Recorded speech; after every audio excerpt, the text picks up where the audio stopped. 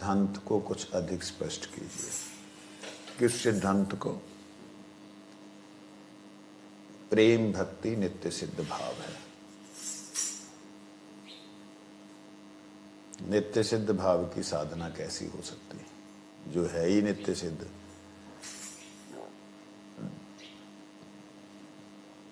उसकी साधना कैसे?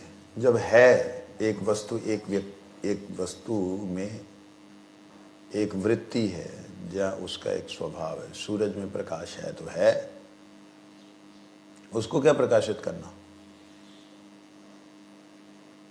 तो बड़ा सुंदर एक बार गुरुजी उदाहरण दे रहे थे, परम पूज्य बतुरेश्वर महाराज जी से भी सुना। कहते लकड़ी में अग्नि है, वो तो है ही है। दूध के कण कण में माखन का अंश है, वो तो है ही है, लेकिन वो प्रकाशित नहीं। क्यों प्रकाशित नहीं? क्योंकि उसकी अवस्था ऐसी नहीं हुई कि वो डिटैच हो सके। वो अपने जल से डिटैच होगा, बुरी तरह निर्लिप्त हो जाएगा, तब वो माखन ऐसा बन जाएगा कि उसको दोबारा आप दूध में मिलाना चाहो तो मिलेगा नहीं।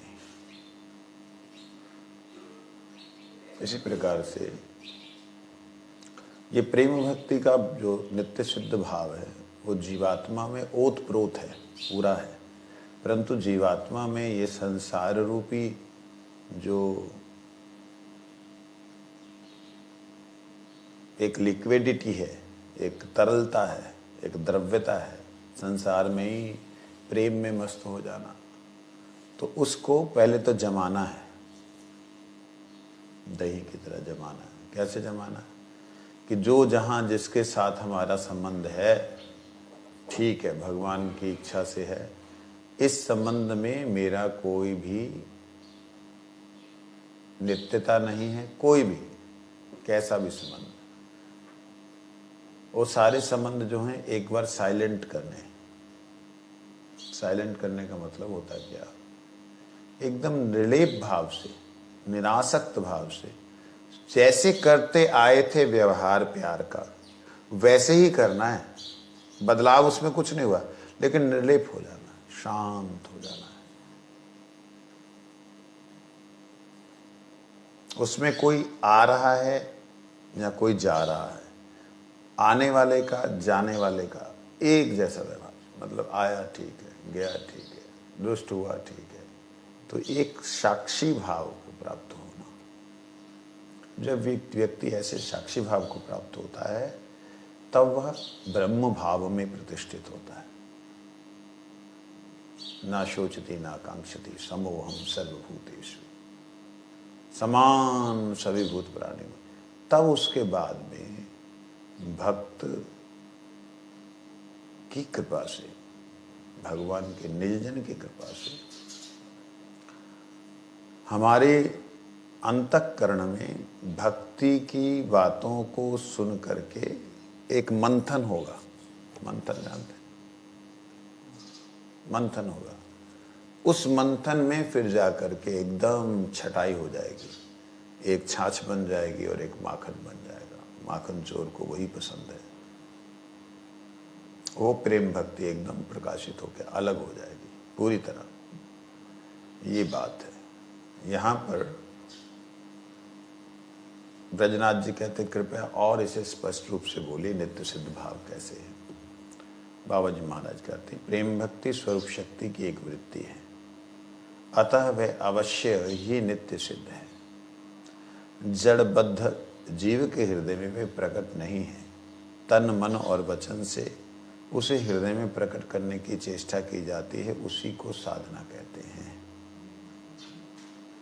साधना वही है जिसमें साधते हुए जो जो आप जिसके द्वारा साधना कर रहे हो, वो साधते, वह साधित किए हुए जो कर्म है उनका प्रभाव ना रहे। ये बात आपके समझ में नहीं आई होगी, थोड़ा समझा रहा हूँ। जैसे उदाहरण के लिए मैंने अभी बतलाया कि जितने संबंध हैं पहले साम्य हो जाएं, बाद में वो कोई भी नहीं रहेगा, वो संबंध नहीं रहेंगे। दूध का जो माखन के साथ संबंध था वो नहीं रहेगा, माखन छाछ में रहते हुए भी छाछ में नहीं रहेगा। इस तरीके से यही साधना है। साध प्राप्त उसको करना है, साध उसको करना है, और ना इधर करना है। ना निवृत्ति, साध लक्ष्य को प्राप्त करने की चेष्टा। जो ऐसा करता है वो साधु है। सूत्रों की तरह मैं बोल रहा हूं, विस्तार अगर करें तो देखें इसको। ना छोड़ना, ना का मतलब छोड़ना। ना का और अर्थ भी होता है, ना या और कहते ना, और मतलब हिंदी वाला नहीं, अंग्रेजी वाला ओ आर। या ना का मतलब या भी होता है। तो साध प्राप्त, या साध, या मतलब इसको छोड़ के उसको साध, या साधना। तो इस प्रकार से जो तन मन और वचन से, ये तीनों ही आप आर्य समझ लीजिए, तन मन वचन, इन तीनों को घुमाने वाली क्या बोलते हैं उसको, मंथन दंड, मधानी समझ लीजिए। ये तीनों के द्वारा मंथन करना है, शरीर मन और वाणी, कि मैं अब कितना भगवान की भक्ति के लिए चेष्टा कर रहा हूं। पहले तो साम्य अवस्था आई, उसके बाद ये क्रिया होगी। कई लोग जो है साम्य अवस्था में आने से पहले ही इस क्रिया को कर देते हैं, तो उनका माखन तो नहीं निकल, मतलब प्योर भक्ति तो नहीं निकलती, क्रीम निकलती है। क्रीम मतलब मिक्स। क्रीम जानते हो? क्रीम जो होती है वो प्योरली माखन नहीं होता, उसमें जल की मात्रा रहती है, उसमें छाछ की मात्रा रहती है, दूध की मात्रा होती है। उसको अगर जमा दोगे, थोड़ा हिलाओगे, फिर दूध और पानी सब अलग हो जाएगा, क्रीम से माखन अलग हो जाएगा। ऐसा व्यवस्था है। तो कई लोग आधी कच्ची अवस्था को ही अपने आप नित्य सिद्ध स्वरूप शक्ति आत्मा की वृत्ति थी, ये प्रकट हो गई, बस हे कृष्ण ओह ऐसे करने लग जाते हैं। तो वो प्योरली माखन नहीं है। साम्य अवस्था में आए बिना उसने उसको घचर पचर कर डाला और वह मिक्स्ड हो गया। और उसमें भी अगर वो जमा दे उसको, जो अवस्था आई है, रोक दे, एक बार रोक कर विचार करे कि वास्तविकता में कितना उसके अंदर भगवान के प्रति, भक्त के प्रति प्रेम उदित हुआ है, तो वह साम्य अवस्था, वो मतलब जड़ हो जाना, वो बहुत ज़्यादा जरूरी है। और ये साधना की एक अवस्था है। तो उससे पता कैसे लगेगा कि ये साम्य होने के बाद प्रेम की बात हो रही? क्योंकि जब हम किसी से मिलेंगे तो मिलेंगे किससे? शरीर से। वार्तालाप करेंगे किससे करेंगे? वाणी से। प्रेम जहाँ आकर्षित आकर्षण होगा किससे? मन से। ये तीनों संसार में मिलने पर भी, आकर्षण होने पर भी, बोलने पर भी आसक्ति रहित होकर के कृष्ण भक्ति युक्त होंगे, कृष्ण भावना अमृत से अप्लावित होंगे, तब समझना होगा कि हाँ, अब जो है प्रेम भक्ति की साधना हो रही है। जब तक वह साधित होती है तब तक उसमें साध्य भाव है, परंतु प्रकट होते ही नित्य सिद्धता प्रकट हो, स्पष्ट हो जाती है। जब तक हम कोशिश कर रहे हैं तब तक ही वह ऐसे लगता है साध्य है, यही हमारा लक्ष्य है, यही हमारा, इसको प्राप्त करना ही हमारा ध्येय है। परंतु वो भक्ति ही भक्ति को प्राप्त करवाती है। और जैसे वो प्रकट हो जाती है, ब्रजनाथ कहते साधना का लक्षण क्या है? कहते जिस किसी भी उपाय से कृष्ण में मन लगाया जाए वही साधन भक्ति का लक्षण है। कोई भी उपाय। साधन भक्ति कितने प्रकार की होती? 2 प्रकार की। कल हमने श्रवण किया था, वैधि भक्ति और आगमगा भक्ति। कल हमने जो श्रवण किया था उसके अंदर ये था कि जितने भी विधि निषेध हैं वो सारे के सारे विधि निषेध वो मन को कृष्ण में लगाने के लिए ही है। मन कृष्ण में लगे। कोई विधि अगर भगवान में मन को लगाने से हटाती है तो उस विधि को पालन नहीं करेंगे। ऐसी भी कोई विधि है? नियम बनाया गुरुजनों ने, ऐसा भी कोई नियम होता है? हाँ, ऐसा भी नियम। जैसे पेशाब करके 14 बार आपको जो है इंद्रियों को धोना है, वो भी रेत से, मट्टी से, और उसके बाद में फिर जो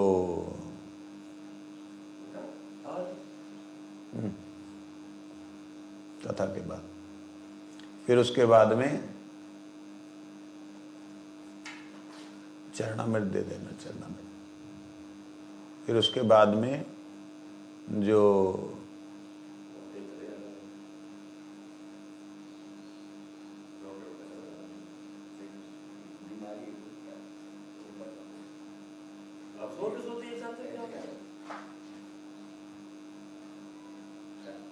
हार्ट तेज चल रहा है ना, इसको डॉक्टर से ले जाओ, डॉक्टर के पास ले जाओ।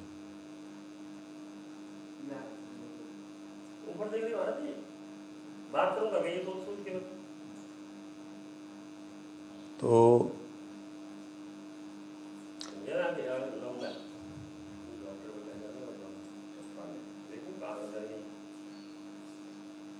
कई बार जो है ये डिहाइड्रेशन से होता है। कई बार पानी कम पीने से कई बार ऐसा झटका मारता है। हाँ, इसको ले जाओ।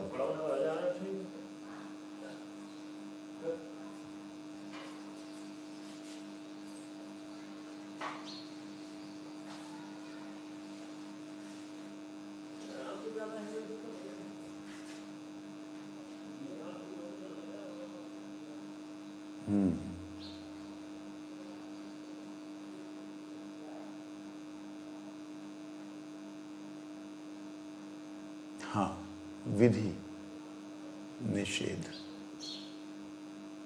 कई बार विधि का त्याग करना पड़ता है। अगर हम जैसी विधि लिखी है वैसा पालन करने लगे तो विधियों में ही पड़ जाएंगे।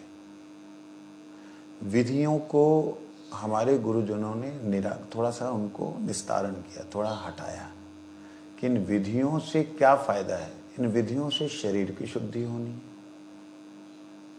शरीर की शुद्धि से मन का जो है भटकाव कम होगा। मन के भटकाव के कम होने से बुद्धि जो है वो स्थिर होगी, मतलब बुद्धि पवित्र होगी। इस प्रकार से शरीर शुद्धि के लिए, मन शुद्धि के लिए जितनी भी विधियां बनाई गई हैं, उन विधियों को अगर पालन करने में व्यक्ति लगता है तो हरिनाम छूट जाएगा, भगवत सेवा छूट जाएगी। तो क्या बोला गया? काम ये करो कि तुम शरीर को सेवा में लगा दो। शरीर उत्पाद करता है, सेवा में लगाओ, पवित्र रह करके सेवा में लगाओ। मिनिमम पवित्रता की जो एक कैटेगरी कर दी उन्होंने, एक सिस्टम बना दिया कि इतना, अगर बाथरूम जाना है तो इंद्रियों को धोना है, लैट्रिन जाना है तो कमर तक स्नान करना है। ये जो विधि बना दी, इतना ही पालन करो, नहीं तो 14 बार मट्टी से अंगों को धो, मलमूत्र के स्थान को धो, सब कुछ नष्ट हो जाएगा। तो इस प्रकार से पहले लोग करते थे, अब नहीं कर सकते। तो वो विधि को छोड़ दिया।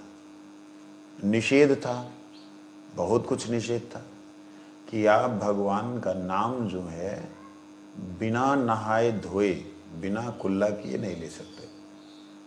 कि निषेध भी हटा दिया। कहते हैं मुर्दा को लेके जा रहे हो, अपवित्र अवस्था की सबसे ज़्यादा बड़ी अवस्था अपवित्र की होती है। मुर्दे को लेके जा रहे हो और उसको ले जाते हुए तुम नाम नहीं करोगे, अगर कुछ हो जाए तो, शरीर छूट जाए तो। निषेधा, जो निषेध था उसको उन्होंने सेवा में लगा दिया। तो विधि और निषेध सारी की सारी जो अवस्थाएं हैं उसमें भगवान का स्मरण हो सके, यही प्रमुख होना चाहिए। समझे?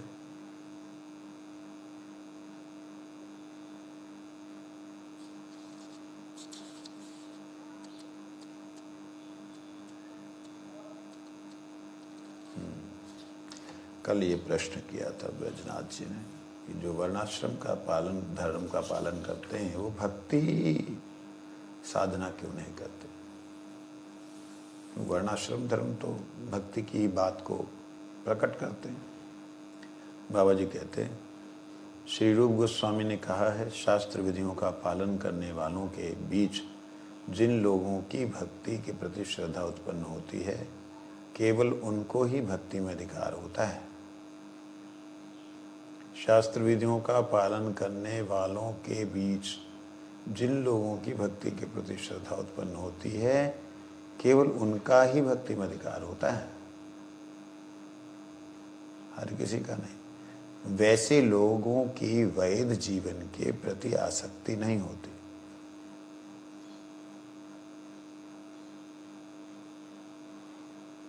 वे वैराग्य भी नहीं करते, जीविका निर्वाह के लिए संसारिक विधियों का पालन करते हैं और श्रद्धालु होकर शुद्ध भक्ति के साधन में प्रवृत्त होते हैं। अनेक जन्मों की सुकृति के फलस्वरूप ही वैध भक्ति में ऐसा अधिकार उदित होता है। श्रद्धावान भक्ति अधिकारी 3 प्रकार के, उत्तम, उत्तम, मध्यम और कनिष्ठ। कहते रूप गोस्वामी ने इस बात को क्लियर किया है कि जिन लोगों की भक्ति के प्रति श्रद्धा उत्पन्न होती है, केवल उनका ही भक्ति में अधिकार होता है। श्रद्धा ही नहीं है भक्ति के प्रति, ज्ञान के प्रति ही उनका भाव है, और उनके अंदर तो ये भावना भी आ जाती है कि ज्ञान ही सर्वश्रेष्ठ है, भक्ति तो निम्न अधिकारियों के लिए, योग ही श्रेष्ठ है, भक्ति तो हर कोई कर लेता है। उन लोगों को भक्ति मतलब कीर्तन करना, नाम जप करना, भोग लगाना, ये सब भक्ति उनको लगता है। लेकिन उन्हें ये नहीं मालूम कि ये साधन भक्ति है और साध्य भक्ति क्या है, उन्हें ये नहीं पता लगता। वो स्वयं को अभेद ब्रह्म के कारण भक्ति के अधिकारी नहीं हो पाते, क्योंकि उनकी भक्ति के प्रति श्रद्धा नहीं हुई। अनेक जन्मों की सुकृति के फलस्वरूप ही वैध जीवों में ऐसा अधिकार होता है। विधि को पालन करने वाले जो जीव हैं, जो वर्णाश्रम धर्म का पालन करने वाले हैं, अनेक जन्मों के सुकृति के फल से उनके हृदय में भक्ति के प्रति श्रद्धा उत्पन्न होती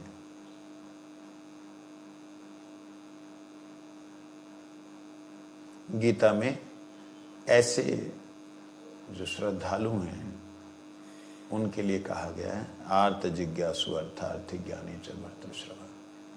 आर्त, जिज्ञासु, अर्थार्थी और ज्ञानी 4 प्रकार के लोग भगवान का भजन करते हैं। बाबा जी महाराज ब्रजनाथ के इस प्रश्न से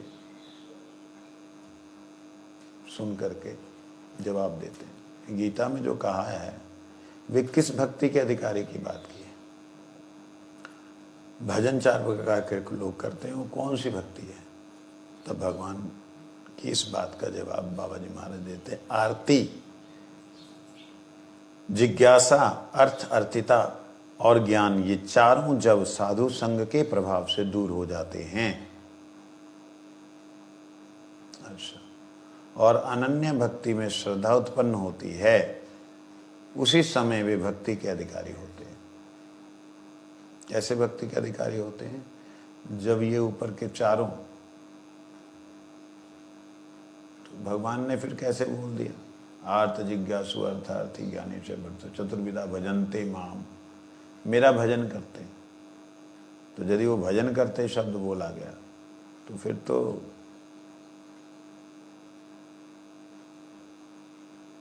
भजन हुआ ही ना भगवान का। भगवान प्रसन्न तो हुए, चाहे आर्थ हो, चाहे जिज्ञासु हो, चाहे अर्थार्थी हो, चाहे ज्ञानी हो, सबसे।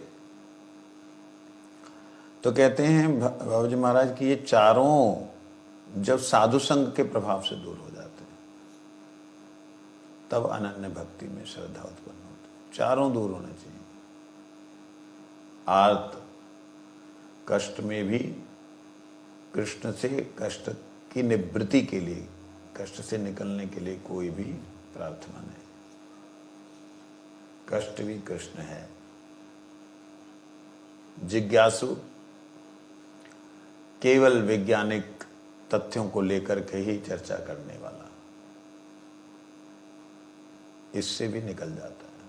क्या चर्चा करनी, ये ईंट बनी मिट्टी से, मट्टी बनी चार तत्वों के मिश्रण के घर्षण से, इस सब के चक्कर में पड़ के व्यक्ति जो है अपना पता लगता है कि मेरा समय नष्ट ना हो।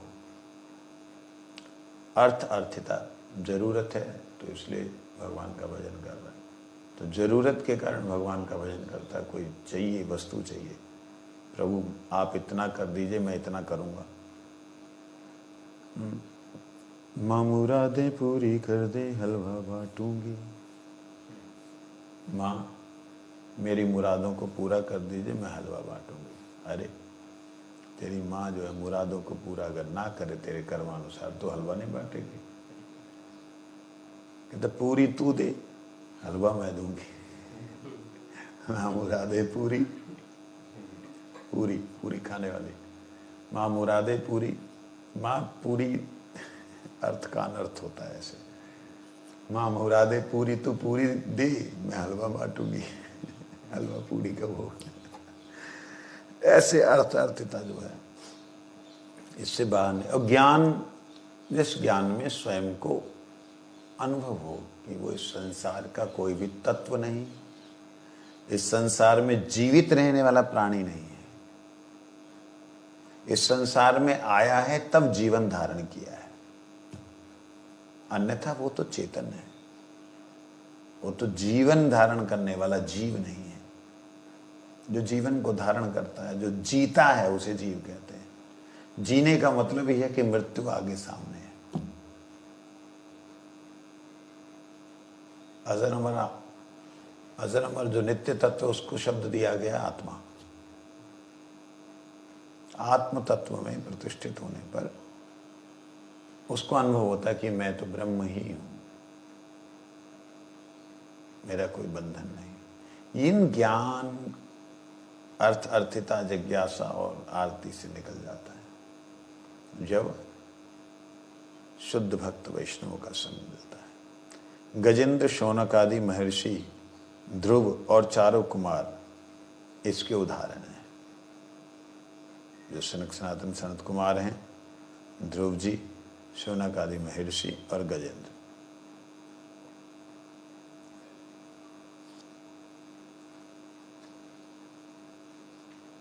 इसमें आर्त जो हैं वो गजेंद्र हैं, जिज्ञासु जो हैं शौनक आदि हैं,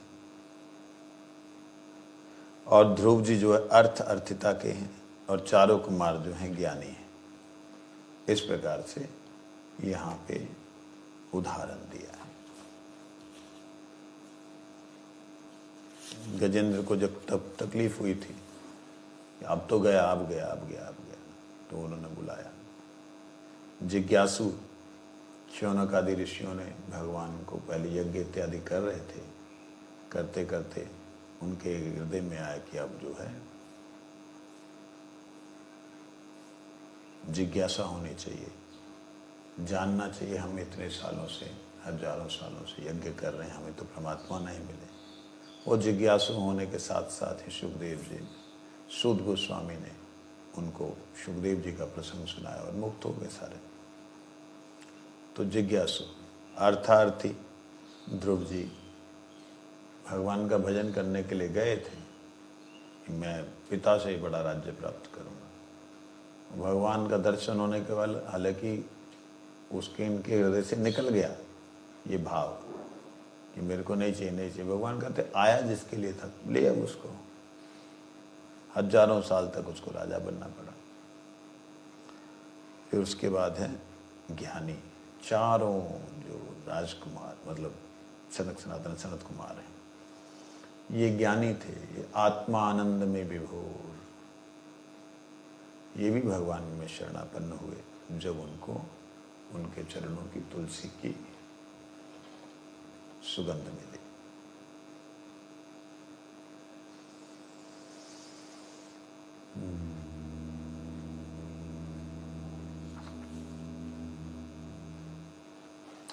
ब्रजनाथ जी, क्या भक्त जनों की मुक्ति नहीं होती? मतलब आप बोल रहे हैं कि मुक्ति भी धर्म अर्थ काम मोक्ष चारों ही वर्ग जो हैं वो त्यागने हैं, तो क्या भक्त लोगों की मुक्ति नहीं होती? आर्त जिज्ञासु अर्थार्थी ज्ञानी उन सबकी मुक्ति हुई, क्या इनकी मुक्ति नहीं होती? बाबा जी महाराज कहते हैं सालोक्य, सारष्टि, सामीप्य, सारूप्य, सायुज्य, इन 5 प्रकार की मुक्तियों में सायुज्य मुक्ति भक्ति तत्व की नितांत विरोधिनी है। भगवान में मिल करके अपनी सत्ता को खत्म कर देना। जहाँ भगवत ज्योति जो अनंत प्रकाश है, अव्यय है, असीम है, उस ज्योति में अपने आप को विलीन कर देना, ये सायुज्य मुक्ति है।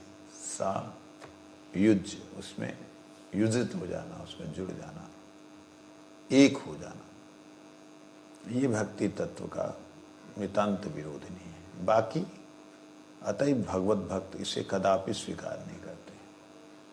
सालोक्य, सारष्टि, सामीप्य, सारूप्य, ये 4 प्रकार की जो मुक्तियां हैं भक्ति विरोधी ना होने पर भी आंशिक रूप से इसमें भक्ति प्रतिकूलता है। भक्ति प्रतिकूलता क्यों है? सालोक्य, भगवान के लोक में वास करना, सारष्टि, भगवान के जैसा सामर्थ्य प्राप्त करना, सामीप्य, भगवान के नजदीक रहना, सारूप्य, भगवान जैसा रूप, भगवान गोप वेश में, हम भी गोप वेश में, तो ये कहाँ से ये विरोधी मतलब प्रतिकूलता इसमें अंश रूप से है। कहते कृष्ण भक्त नारायण धामगत इन चारों प्रकार की जो मुक्ति उसको ग्रहण नहीं करते। नारायण धामगत, नारायण में नारायण जैसे रूप हो जाता है, चारों हाथ पैर निकल आते हैं, भगवान की तरह हो जाता है, कहते वो ग्रहण नहीं करते। ये मुक्तियां कहीं कहीं सुख ऐश्वर्य प्रदान करती हैं और कहीं कहीं चरम अवस्था में प्रेम सेवा की ओर अग्रसर कराती। शुरुआत में उनके लोक में रहना, उनके जैसा ऐश्वर्य प्राप्त करना, उनके समीप में रहना और उनके जैसा रूप प्राप्त करना, ये मुक्तियां हैं, लेकिन इसमें भक्ति भाव का उतना, प्रेम का उतना स्थान नहीं है। प्रेम वाला अवस्था उसमें कम है। कहते हैं ये चरम अवस्था में प्रेम की ओर अग्रसर कराती है, एकदम हाई पिच पे पहुंच करके, जहां सुख ऐश्वर्य की ही उनका चरम फल होता है, वहां वे भक्त जनों के लिए त्याज्य हैं। जहां सुख ऐश्वर्य ही उनका चरम फल होता है, वहां वे भक्त जनों के लिए त्याज्य हैं। ऐश्वर्य सुख मुक्ति की बात तो अलग रहे, नारायण का प्रसाद भी कृष्ण के अनन्य भक्तों के चित्त को लुभा नहीं सकता।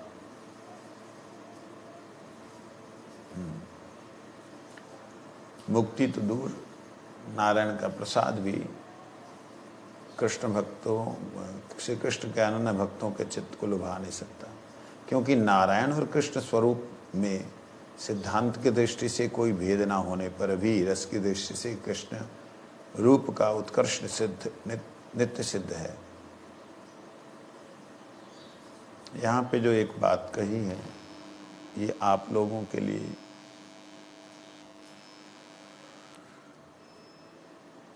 इसमें चल रहा है,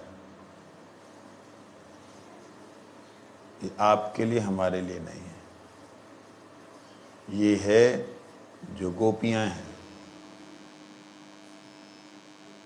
जो नित्य सिद्ध भाव में प्रतिष्ठित है, उनके लिए है। उनकी बात को यहाँ बतलाया गया, आपके और हमारे लिए नहीं। क्योंकि हम लोग जो उपासना करते हैं, राधा कृष्ण की उपासना करते हैं, हम विधि मार्ग से करते हैं, और विधि मार्ग में जो हम उपासना कर रहे हैं वो लक्ष्मी नारायण की ही उपासना हो रही है। कई बार मैंने गुरुजनों से सुना है। मालूम है ये बात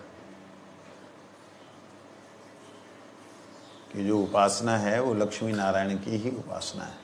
हम राधा कृष्ण की उपासना करते हैं ना, तो राधा कृष्ण की जो प्रेममय सेवा है उसमें और जो ऐश्वर्यमयी सेवा है उसमें बड़ा अंतर है। प्रेममयी सेवा में भगवान को किसी भी तरीके से प्रेम से भगवान को प्रसन्न कर देते हैं, लेकिन ऐश्वर्यमयी सेवा से नियम है, आरती इतने बार घुमानी है, शंख जल यहीं पे देना है, वस्त्र ऐसे करने हैं, आसन फूलों का देना है। इसमें कहाँ प्रेम है? इसमें विधि है, और विधि के द्वारा की गई जो सेवा है वो नारायण, लक्ष्मी नारायण की सेवा। प्रभुपाद भक्ति सिद्धांत सरस्वती ठाकुर जी ने ही बोला, परम गुरुदेव और हमारे गुरुदेव, इन सब से ये सुना है हमने। जो प्रेममयी सेवा है वो तो ऐसे ही है, वो उसका अभिनय नहीं कर सकते, उसका अनुकरण नहीं कर सकते। वो ऐसे ही सेवा है जैसे चलते चलते कन्हैया आएगो, ले आया और हाथ पैर मुंह धोने की बात ही नहीं हो रही। प्रेम में सेवा बड़ी ऊंची सेवा है। वो यहाँ पे गोपियों की बात की गई है कि गोपियाँ उन्होंने जब ये पैठा ग्राम में जब नारायण को देखा, कृष्ण नारायण बन करके वहाँ खड़े हो गए, तो उन्हें नमस्कार करके चली गई। मतलब कृष्ण का रूप, नारायण का रूप गुण उन्हें कोई भी आकर्षित नहीं कर पाया। तो उनका प्रसाद या उनकी कृपा, उनकी ज़रूरत नहीं, नारायण की कृपा की ज़रूरत उन्हें महसूस नहीं हुई कि भाई तुम्हारा कुछ मिल जाए, तुम्हारा ही संग मिल जाए ना।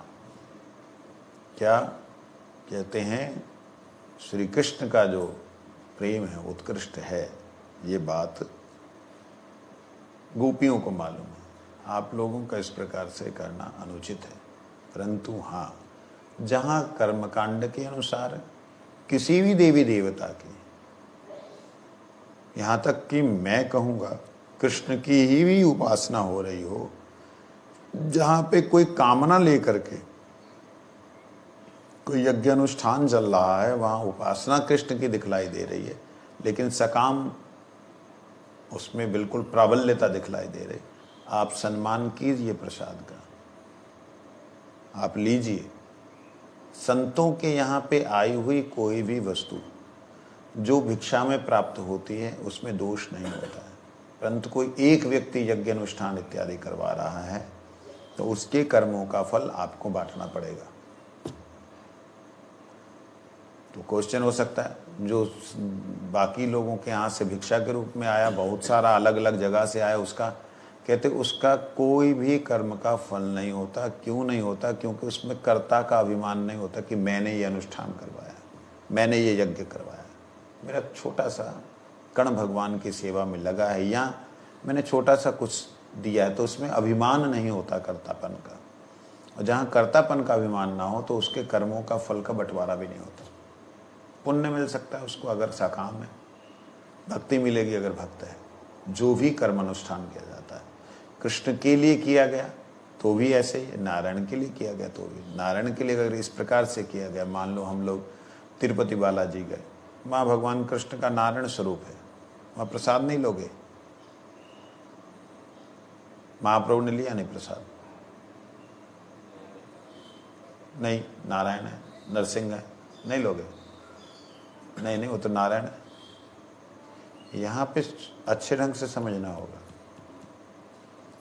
किसी ने इसको पहले पढ़ा, उसने अंडरलाइन किया हुआ है, इसको अच्छे ढंग से समझना होगा। इसको कहीं अपराध वाच्य ना हो, अपराध दृष्ट ना हो, अपराध की दृष्टि ना दिखलाई दे।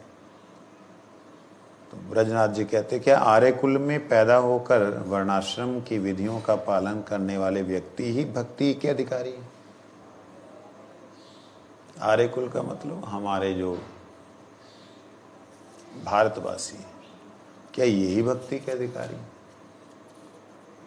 मतलब अंतज्य कुल में आए और मतलब वर्णाश्रम धर्मों से बाहर के जो लोग हैं, जो नहीं पालन करते हैं, वो लोग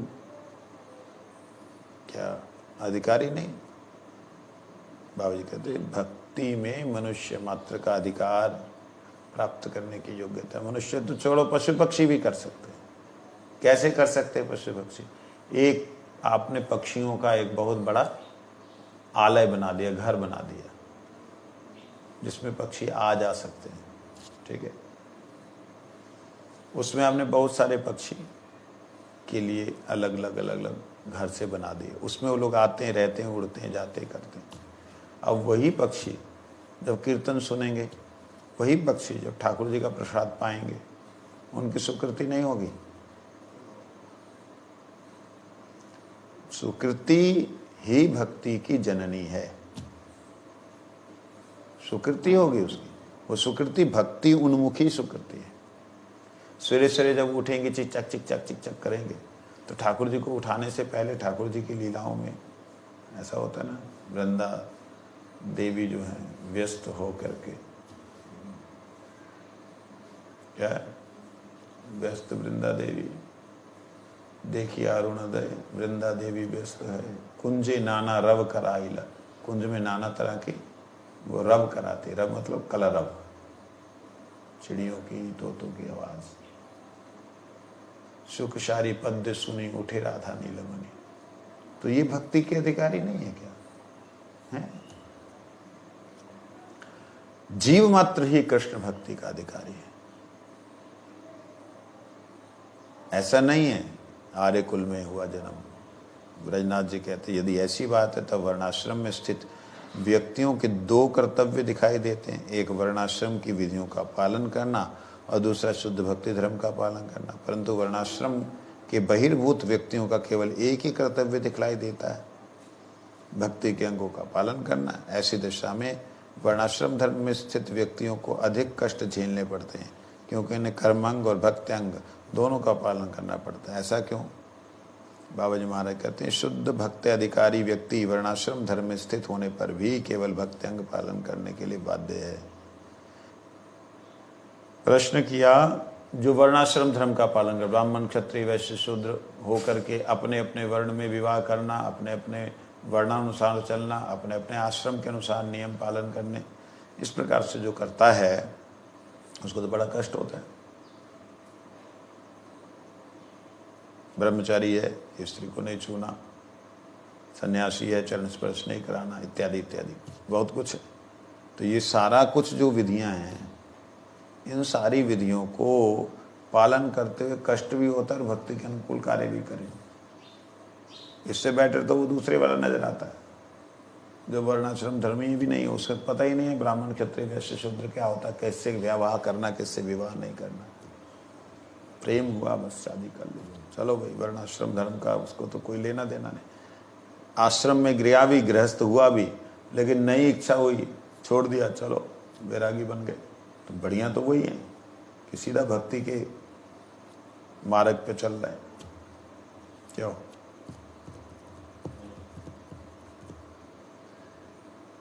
जो भक्ति नहीं करेंगे और वर्णाश्रम पालन भी ठीक से नहीं कर पाएंगे, वो और अधमता की और मुसीबत में जाएंगे।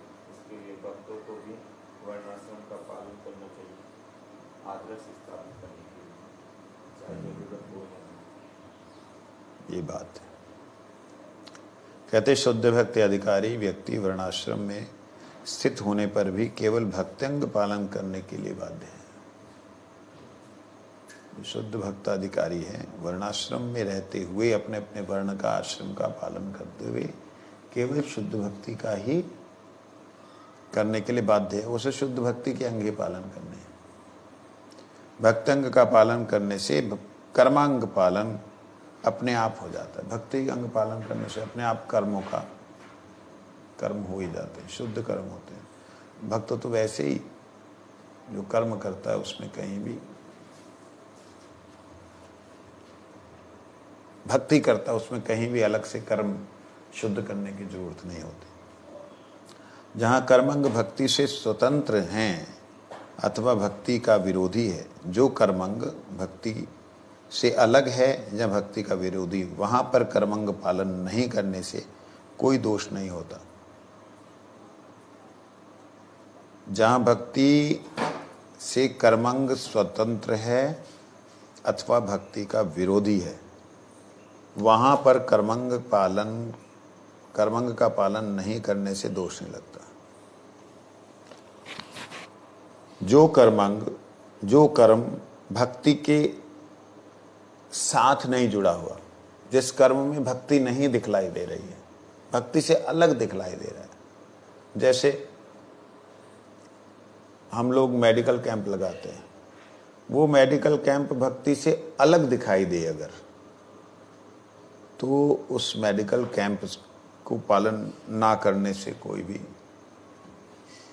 उस मेडिकल कैंप को ना लगाने से कोई भी दोष नहीं। लेकिन अगर ये भक्ति से अलग दिखाई नहीं दे रहा है, जो भी आ रहा राधे राधे बोल रहे हैं, परिक्रमा में चल रहे हैं, तो भक्ति में चलते हुए उसमें हम साधित कर रहे हैं, तो इसको पालन किया जा सकता है। तो ऐसे ही कर्मांग, ये कर्मांग है, ऐसे ही वर्णाश्रम धर्म है। तो जो अनुकूल है उसे करना, जो प्रतिकूल है उसे छोड़ना, मूल बात ये। भक्ति अधिकारी को अकर्म और विकर्म से स्वभावतः ही रुचि नहीं होती। जो भक्ति के अधिकारी हैं वो अकर्म और विकर्म से बचते हैं। अकर्म किसे कहते हैं? कर्म ना करना, कर्म ना करना। और विकर्म किसे कहते हैं? विपरीत कर्म करना। इन दोनों से वो दूर रहते हैं। कर्म भी करेंगे, विपरीत कर्म भी नहीं करेंगे, ये सावधान रहते। परंतु यदि देववश, अगर दुर्भाग्य से अपने कर्मा अनुसार, हमारे पिछले कर्मानुसार कोई संस्कार घटित हो जाता है, पाप कर्म हो भी जाए, तो उसे प्रायश्चित के रूप में कर्मांगों के अनुष्ठान की कोई आवश्यकता नहीं। कोई पाप घटित हो जाए तो क्या करना पड़ेगा? भक्ति बढ़ा दो, भक्ति के अंगों को और पुष्ट करो। जिनके हृदय में भक्ति है, उनके संयोगवश कोई पाप कर्म बन जाने पर भी वे पाप उनके हृदय में स्थिर नहीं होता, पाप टिकता नहीं है। क्यों टिकता नहीं?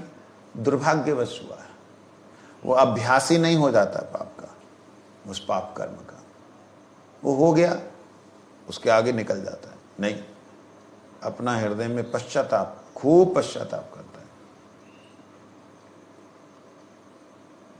क्योंकि वह पाप अनायास ही विनष्ट हो जाते हैं। उसके लिए उन्हें कोई अलग से प्रायश्चित करने की जरूरत नहीं है। भक्ति करते करते ही वो सब कुछ ठीक हो जाता है। भक्ति अधिकारी पुरुष देव ऋण आदि से कैसे वो ऋण हो सकते हैं? जो भक्ति अधिकारी हैं, देवताओं के ऋण से कैसे वो ऋण होंगे? पंचम